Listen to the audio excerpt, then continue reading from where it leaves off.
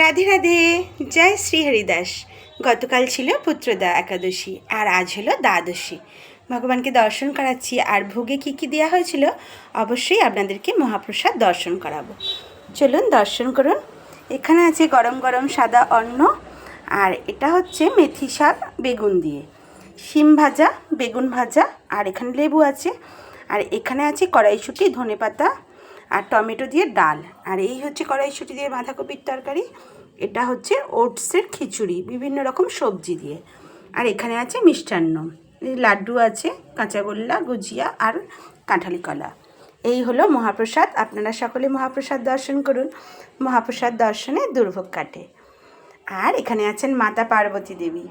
ভগবানের কাছে ভগবান ভোগ গ্রহণ করার পরে সেই প্রসাদ আসে মাতা পার্বতী দেবীর কাছে, তখন সেটা হয় মহাপ্রসাদ। জয় জয় মহাপ্রসাদ কি জয়।